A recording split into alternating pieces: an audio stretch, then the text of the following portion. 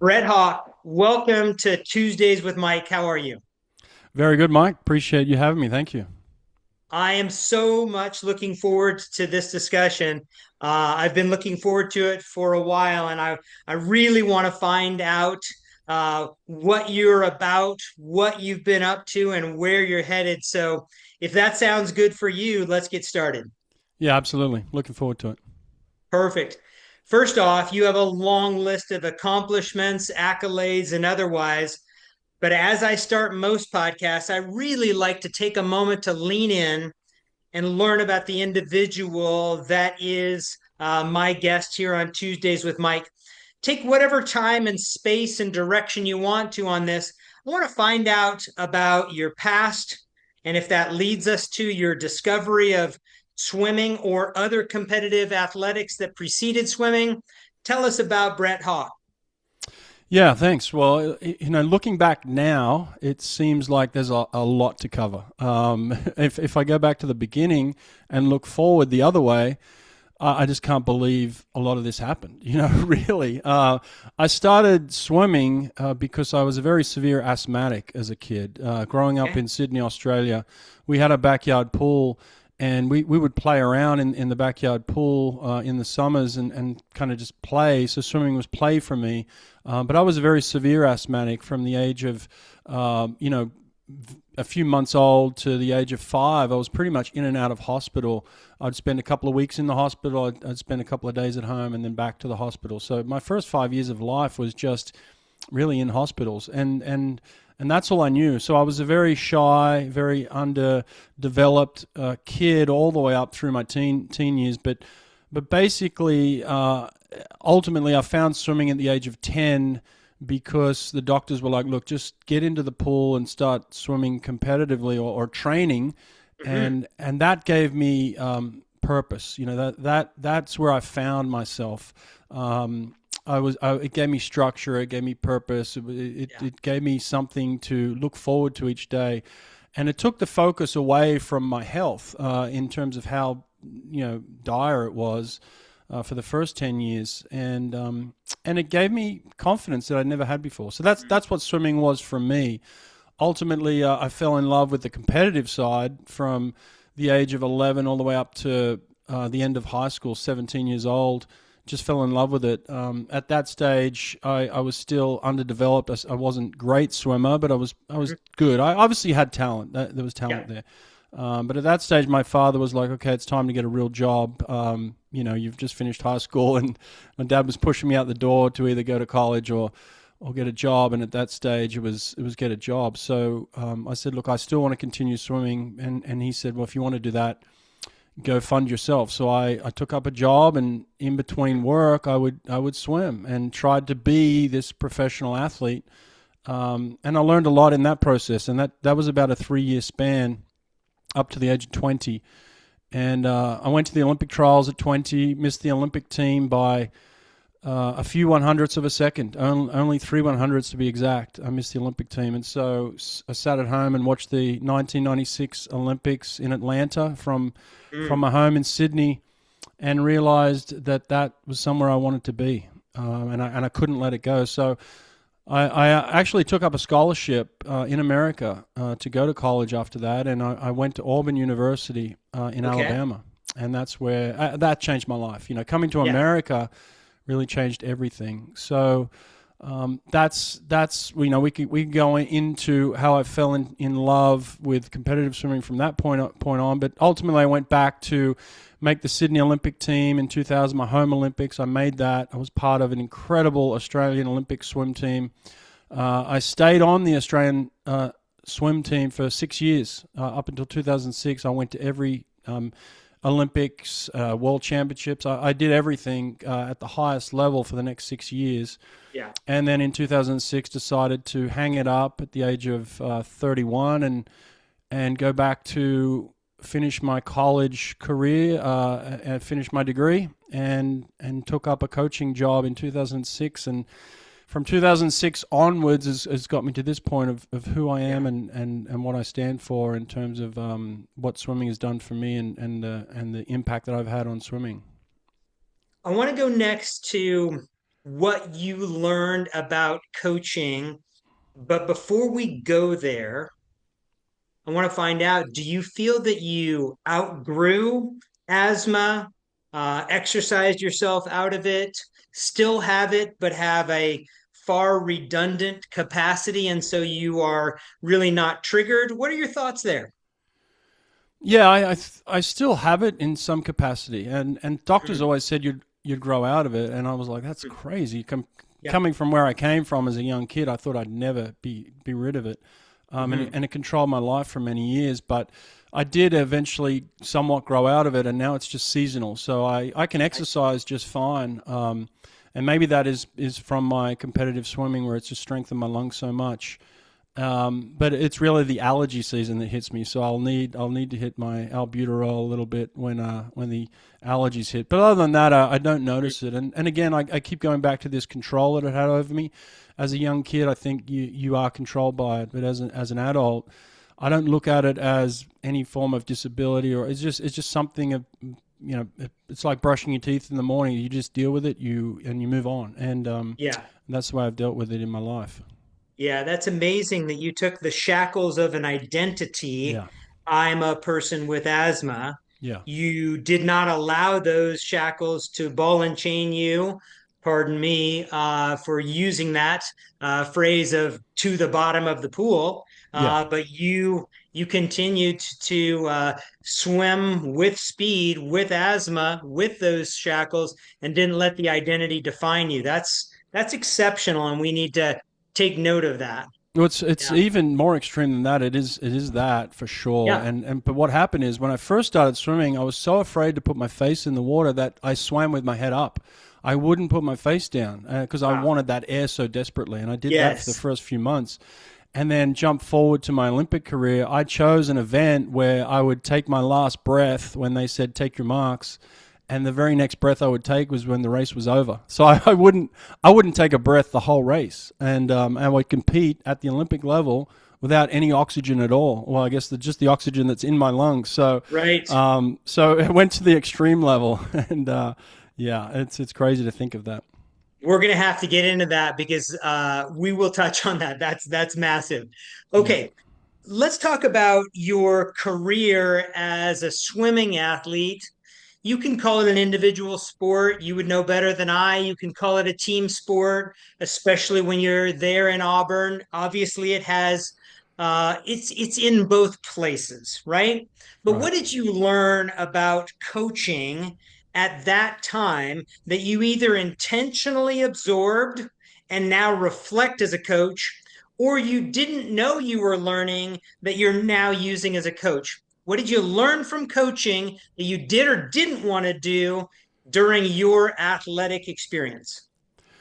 Well, we're going to go into this further, I believe, but it was kind of around the concept of precision coaching. It's where I Yeah. learned this at Auburn University. I went in as a sprinter, and one of the Okay. things they did in the collegiate system is they valued me in that realm. They needed me to sprint, and then they Mm-hmm. had their middle distance swimmers and their distance swimmers. So I went into a system, but I was put around in a system that looked at me differently than other people who are in the same system. Like he's this type of athlete, he needs this type of work, and this is how we get the best out of him. And that was kind of in small buckets the same way for everybody on the team. And I'd never had that before. I was just always part of this big system that if you swam, you did this many meters, you swam at this particular time with everybody else. Everybody just did the same laps, and you raced different events. College in America was very different than that, and that's where I learned this concept of you can individualize a program in the broader sense when you're in a big program surrounded by many different people. Yeah. And that was intriguing to me. It was incredible, and it brought out the best in me. I was able to It compete with should. like-minded people. I was able to learn from them. I was able to train with them and absorb from them. And then we had individual coaches. This coach would specifically train the sprinters. This coach would train the 400 IMers. So we had our own specialists as well. very much like in the medical system. When you need to see a specialist, you go and see that person, and that's what we had in this system. So it was my first intake of this precision type coaching, and it truly brought out the best in me. Now I believe I've taken it even beyond that, but that was kind of the roots of it in the collegiate system. Do you have a particular coach or a couple of coaches that you want to shout out and give props to while we're on the topic? Well, the head coach of Auburn University is a very famous swim coach. His name is David Marsh. He's one of the top Olympic coaches in U.S. history. He's in the International Swimming Hall of Fame. Just an incredible man. And what he did really well is he was great at systems. So he put systems around us, you know. So he was the head coach. He was the overseer. But he wasn't my direct coach, and he'll freely admit that, you know. But Yeah. when it came to certain things like psychology and putting me in certain places and using me appropriately, well, that was his call. But in terms of coaching me and developing me, I had my own individual coach. And you see this kind of in football these days. The Sure. individualization of sport has really taken off, Yeah. and we all have their position coaches, right? So, and that's kind of what we had. So, David Marsh was kind of the orchestrator and the face of that for sure. Yeah. You mentioned a term that I don't think I've seen in the literature yet, and I can certainly identify with it. I believe you said precision coaching. Yeah. Talk to us a little bit about what this means, how you've developed this, and potentially where you're headed with this. Well, very early on, when I started my coaching career in 2006, I was an assistant to David Marsh. I ended up taking over as the head coach of the program in 2009. So only 3 years later, I went from an assistant coach to the head coach. But in that time, David gave me the freedom to work with a couple of athletes. And one of the young athletes that he gave me was Cesar Cielo, Okay. who is a legend in the sprinting world of swimming. One of the greatest sprinters of all time. He's gone down as one of the greatest now. In 2006, he was just a young 19-year-old kid, and I saw talent in him. I hadn't had the years of coaching experience, but I had the knowledge and my own experience. I swam in the Olympic final in 2004. So only 2 years later, I've been given this athlete from David to work under me directly, and he said, you know, use your influence to help him develop. So we did that, and I connected with him very early on. And what I realized is he had a lot of talent, and he was very upset with kind of conforming to this system that he was put in. David had put him in with the 200 freestylers, and he hated it. He was a Brazilian kid, and he was ready to pack up and leave. And my job, David said, was make sure he doesn't leave this program. So that was the only instructions I got. And so what I realized early on is that I had to understand who this kid was and what he was looking for and what he needed. I really had to understand him on a much deeper level than just what he could do in the pool. And so I got to know him on a deep level and got to understand what his it was very clear what his strengths were, and then some of his weaknesses were a little bit more obvious as well. But he needed development just like anybody else.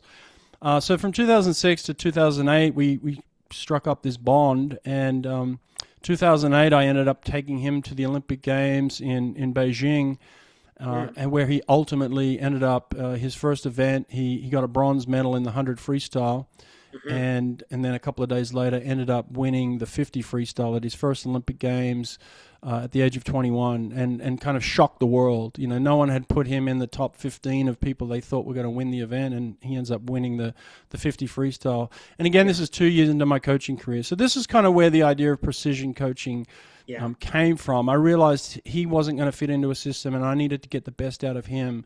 So I had to really dig deep into knowing who he was and understanding what made him tick in a way, what brought out the best in him. And so I have many stories of Cesar Cielo in terms of me helping him develop, and then him helping me develop as a coach, and my ideas and my understanding around kind of this idea of precision coaching. Right. Wow. So it is actually trying to deliver the right training program, trying Yep. to offer the right type of psychology, Yep. the right type of feedback, timing, and let's say even motivations for Hmm. what this individual needs so that the coaching attributes, what you're bringing to the athlete, is precise, i.e., what this person needs, rather than athlete in a system package. You go, if you don't fit, drop off, see you. Absolutely. It's like I said, very similar to going to see a medical specialist where you'll sit down Mm-hmm. for the first time and they'll ask you questions and you'll give them feedback. And I was open to feedback. I needed it. I understood sprinting, I understood programming, I understood how to get somebody to swim fast. That was all very easy to me, but I didn't understand him. And so that's where I just spent time understanding like what does he like to do, what Yeah. does he enjoy doing, how can I challenge him, how can I improve him in areas that maybe he doesn't want to improve but I can bring out the best in him. So I just had to dig deep on those things to make that happen within a very short amount of time to get to this Olympic level and then get on the top of the podium. We didn't have time on our side, so we had to make this happen quickly. So I needed it was very much a feedback system where it was like, look, Mm-hmm. I'm in ultimate control. I'll make the decisions in the end, and you trust me on that. And it was a process of building trust with him as well.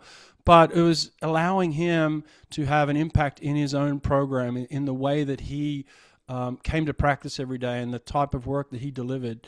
It allowed him some space to feel like he had some control in that as well, rather than just being told what to do.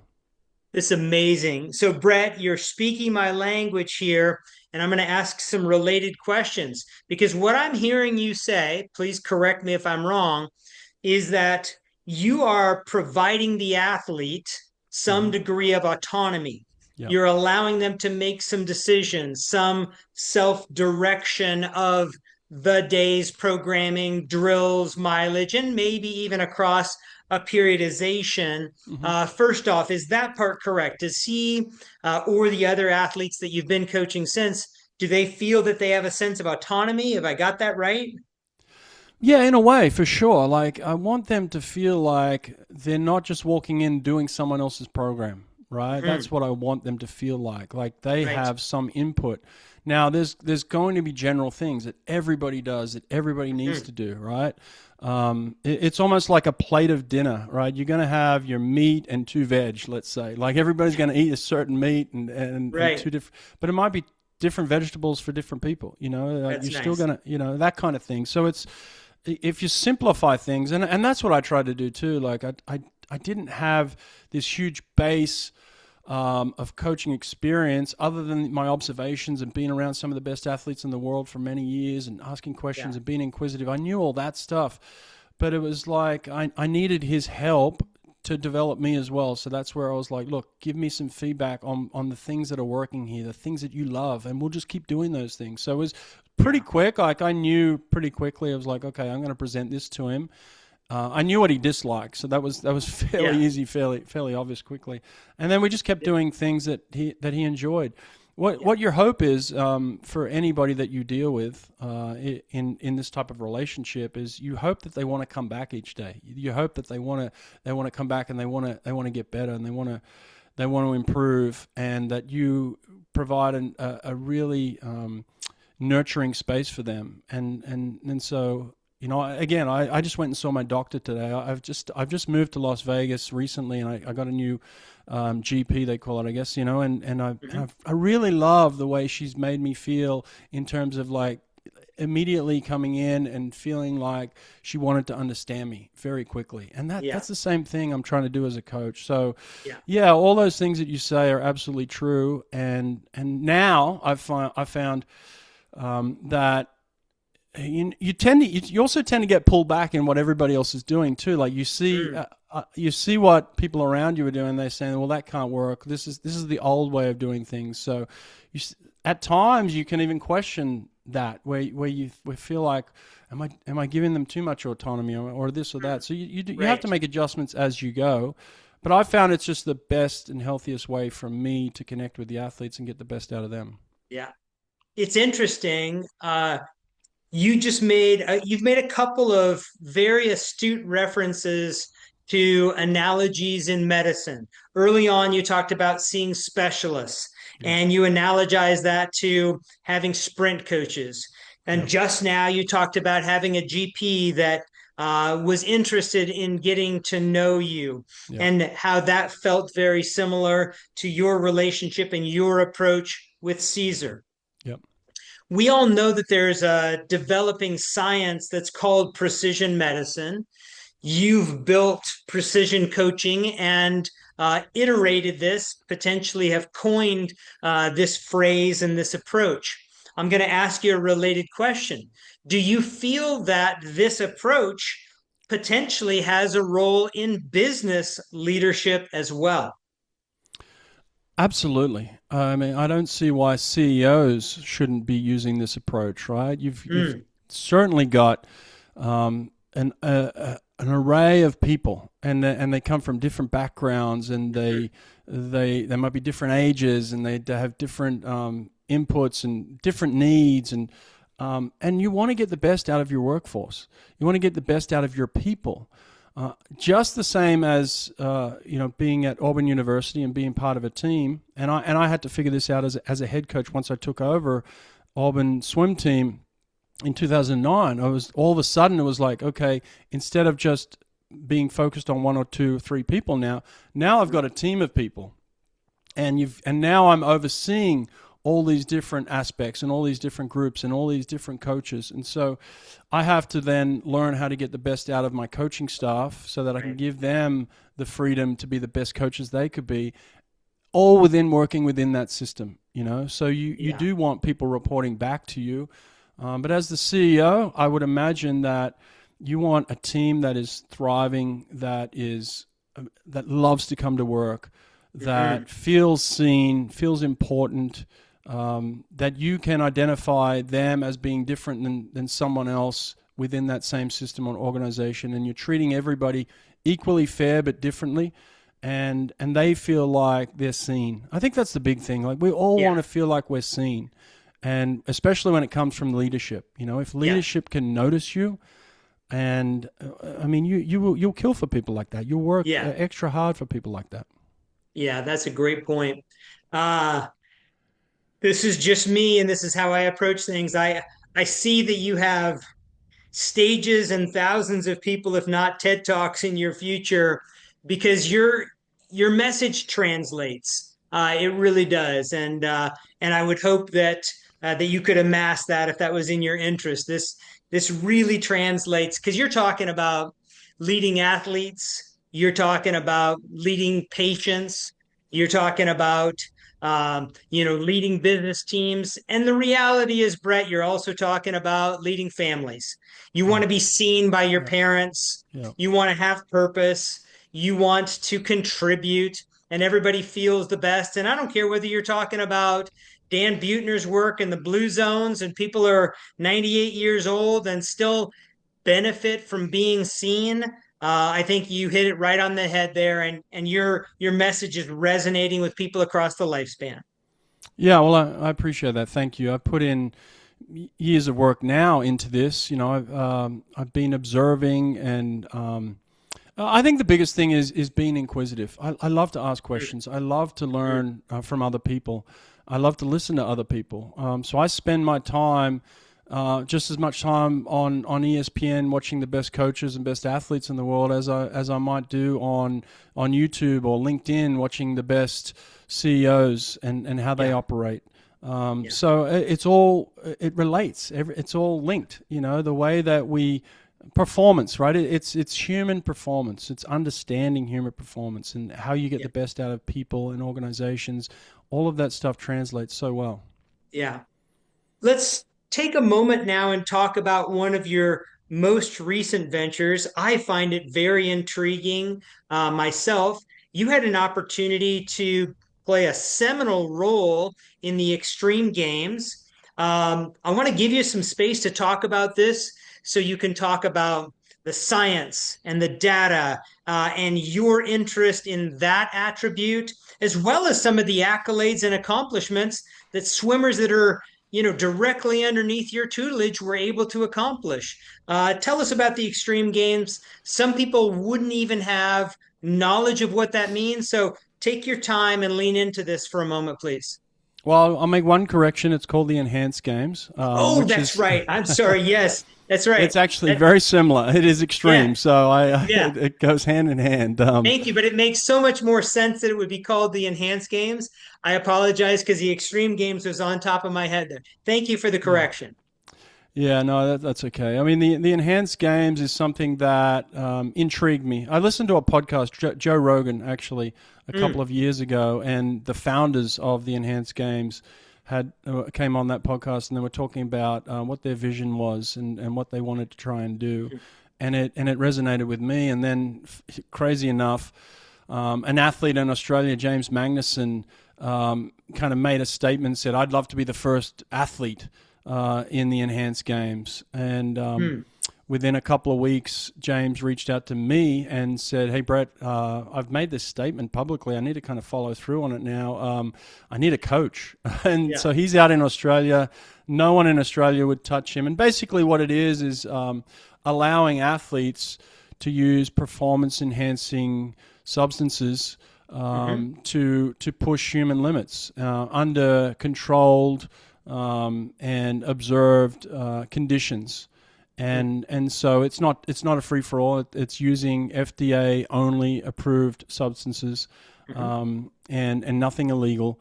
But that was kind of the first of it, and so James came out and started training with me under kind of the cloak of darkness. Nobody really knew about it. We were just doing something behind the scenes.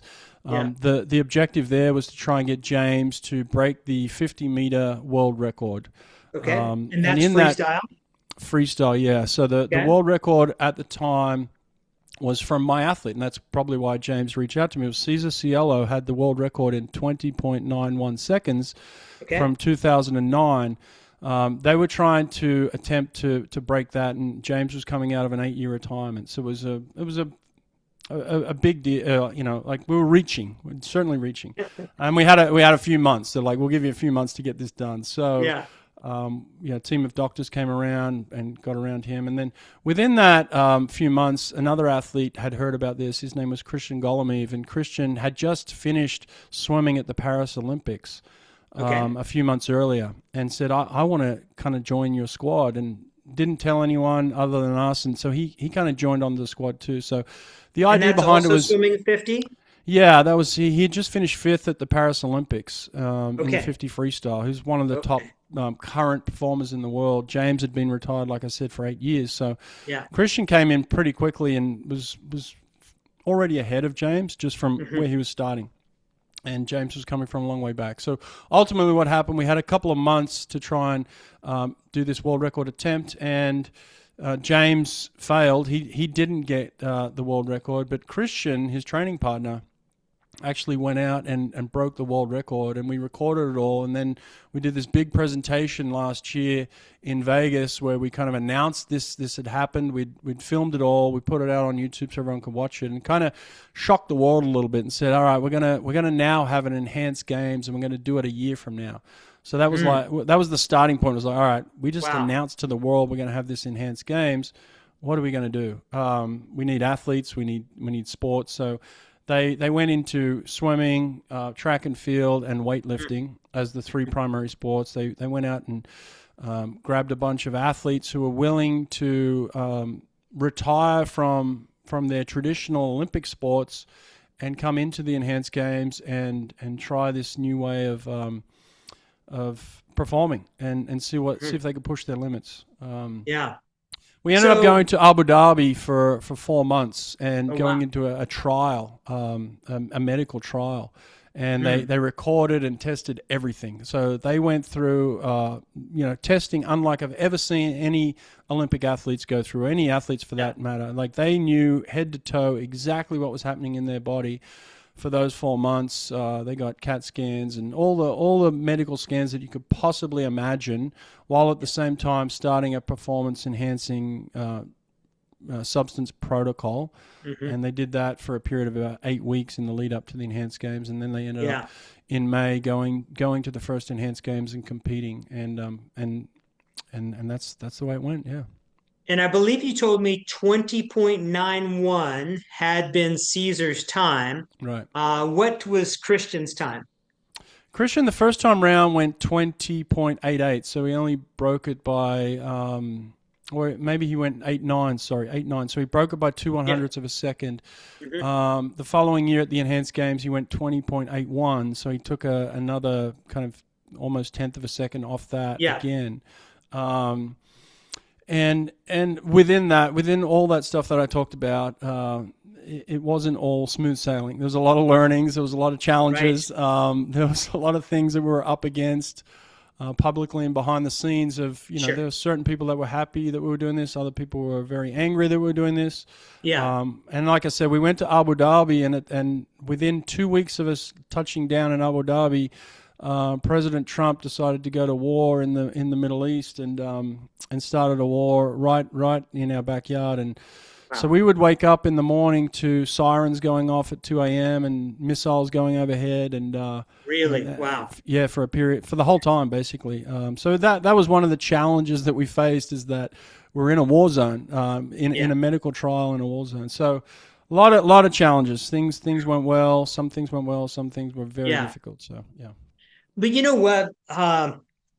It seems to me as though there will be some positive revisionist history coming your direction, Hmm. because the reality is when people push away everything and look at what happened here, you contributed to science. You had medically supervised Yep. data collected. You're comparing variables that were delivered in instrumented fashion in a Hmm. short period of time. You have outcome measures in terms of laboratory values and also performance measures. Yours being in the pool, that I think I hope that in the very short term, people will see this was a gift, that you will be considered let's just say an OG of the enhanced games, and that this was a gift to science as well, because that's how I'm seeing it, and the Yeah. respect that you brought to the process is very, very respectable here. Here we've got an individual that in 1996 missed the Olympics team by point zero 0.03 and realizes that actually breaking a record by point 0.1 is huge. That Hmm. is huge. Yeah. Yeah. I appreciate you saying that, Mike, because there's certainly noise out there of the contrary, and people against it. But I felt the same way. I felt this was an opportunity to learn and grow. Again, I'm inquisitive. I'm always trying to push, sport forward, swimming forward, human performance. Mm, I'd already been attached and worked with athletes that have broken the world record. mm. The first athlete to actually break the 21-second barrier was Fred Bousquet, who swam for me as well. So I had multiple athletes who had gone out and broken the world record, swum fastest time in history. This was now a new opportunity to do something outside of the Olympic realm. All the Yeah. athletes were retired. So I felt that was the respect we were giving to swimming and athletics. And this was all free will. They signed Yeah. up on their own free will, and they wanted to be a part of this and learn from this as much as anyone. So, yes, I do believe, I agree with you. I think a lot will come from this in the future. I recorded every single workout. We took video every single workout. I mean, the amount of information I have over the course of those 4 months, and how much they improved and how much they grew, the things that challenged them, the difficulties, all of that I have recorded, apart from the study that they were in as well. So I think Yeah. ultimately we'll look back on this in the age of longevity, where we're all trying to live better, and perform better. I think Yeah. this will be a real pivotal moment in history, I think. Right. I mean, because you're revealing the data. We don't need to go through it today, but you will be revealing the data. You're a part of that. That determines what did help, what didn't help. Yeah. And we come back to precision coaching. Some things help some individuals and won't help others. Yeah. So I think that brings us full circle on that, if you would agree that some of the substances that were used in the enhanced games maybe did not offer an attribute for some people, and the reverse is true. Yeah, absolutely. Everybody responds differently to things. Yeah. I think that, and I believe that we'll look back on this and it will be extremely helpful for us because what's happened we all know that drugs are in sport. Everybody knows Mhm. that. All right. It's been happening for decades. Right. But it's all behind closed doors. We don't know, and we only speculate, and that speculation leads us to believe that it's all dangerous and it's all bad, and that's what Right. they want you to believe. And that's not the case. That's not my Yeah. learning. So most of Mhm. it was good. Most of it was really good. Excellent. But and so this is where I think just coming out and talking about this and actual scientists and medical professionals learning from this, I think it's going to be a good thing for all of us. I'm a 51-year-old man now who certainly my body has changed over time. I don't respond the way I used to respond, and things are a lot more difficult. I actually openly talk about this. I started a GLP-1 around Mhm. the same time as the athletes started on a protocol. I needed to lose weight, and I was just desperately struggling. I couldn't figure it out. I've got all the discipline in the world, but I Mm. needed to lose 30 pounds, Yeah. and I just couldn't get it off. And I was actually pre-diabetic. It got to the point where Mm. I was like, alarm bells were going off. So I started a GLP-1 and had an incredible response from it, and Yeah. feel like all my health markers improved dramatically, and just the way I felt about myself, I got back to feeling like myself again. And so I've had my own experience with some of these substances as well, and I think why I bring that up is that it's only going to help people like you and me in the future, people that age up and need some sort of performance Yeah. elevation and help in some way, for sure. That's great. And if it's going to be the difference between you feeling ill or feeling poorly about yourself and not participating, not striving, or not competing, and the reverse of all of those things, you're out swimming again, you're weightlifting, you feel Yes. better about yourself. We all know that that is something that it needs to be captured and needs to be utilized and leveraged for people across competitive sport and, as you mentioned, lifespan and health span as well. Right. That's an excellent point. Hmm. Um, Brett, I've got one more question for you. I want to ask you about where you're headed next and your, kind of upcoming passions. But I think before we do that, I want to take a moment to, let's just say, pull apart some of the humility that you've shown today, because I'm listening closely and I'm hearing a person that's been at two Olympics, swam in the finals of two Olympics. I'm hearing a person that coached the first swimmer in the 50 freestyle under 21, world record holder, still world record holder again since 2009. World records don't typically stand that long. And I believe if I did my research well, I believe your Auburn team was able to achieve some status as well. You're hiding some of your own accolades. Take a moment to either support or debunk what I've said. Is that correct? Do I have all that right? Yeah, it's correct. Yeah, Auburn University as in 2009 as my first year head coach, we won the national championship, Division One, and as a You could team. just And drop that occasionally and reference that. yeah, so I've won at every level, and Yeah, ultimately I think a lot of this goes back to me missing that Olympic team by 3/100ths of a second. It sure. it it burned me so bad. It burned Yeah, me so bad, and then to have my dad, who loves and supports me, kind of just say like the dream's over, and that just I couldn't let it go. I could yeah, not let it go. And since that miss, I made the next 5 Olympic teams in a row: 2 as a swimmer, 3 as a coach. I've had yeah, athletes win Olympics. I've coached national championship teams. I've yeah, done everything there is, and I guess it goes back to that, and that might be just if somebody studied me, and what brings the best out of Brett yeah, is telling me you can't do something. Tell Yeah, me I can't do something. I'm going to do it to the extreme. So I've always had that competitive nature to I love it. want to be the best. And look, uh, if you want me to say it, I will say it because I truly believe it. I'm the best at what I do in this field. In terms Yeah, of sprint coaching, there's none better than me. There are people that are maybe equals or just as good. A few of them, not many, but I could name a couple. But I am the best at what I do in the world now yeah, because I have studied it to the extreme. It's my yeah, passion. No one's gone deeper. No one's had more success. And so what I want to do now is you talk about what's yeah. next. Please do.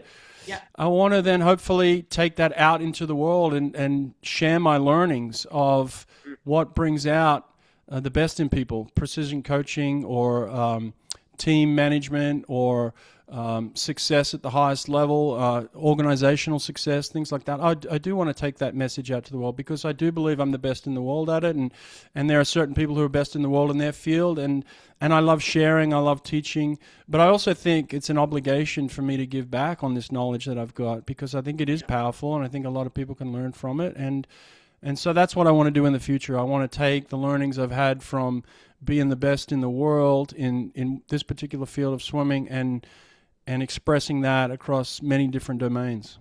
I love it. Your message translates. You speak so well. You have beautiful stories. You have a variety of experiences, and you've won at every level. Brett, I want to make certain that here on audio, but we'll also include in the show notes, people that are interested in reaching out to you as a motivational speaker, as a corporate speaker, executive level, people that are interested in having you coach them, uh, both personal or obviously in the pool. How would people best reach you? What's your preference? I guess the simplest way is a DM on Instagram. That's Yeah, very simple. I'm on Instagram daily. I try and put out information, share information, whether that be specifically about swimming or performance in general. So they can send me a DM. It's at Hawke, HAWKEBR for Brett. So at Hawke BR. You can send me a DM there. My email address will be in the show notes. I also have a website called Sprint Revolution. I started my own business where I, changed the way that people are coaching sprinting, and I wanted to share that. So it's sprintrevolution.net. You can send me a message there as well. So all those areas, but basically hit me up on Instagram. I'd love to meet up with people for sure. And then I'm on LinkedIn as well, actually. So you can find me on LinkedIn as well. good. So it's at Hawke, HAWKEBR Yep. is the Instagram handle. Yep. You've got a book. Tell me the title of your book. Science of Swimming. I Yep. wrote a book about the science of swimming from people that don't know how to take a stroke all the way up to the Olympic athlete. It's very useful for everybody.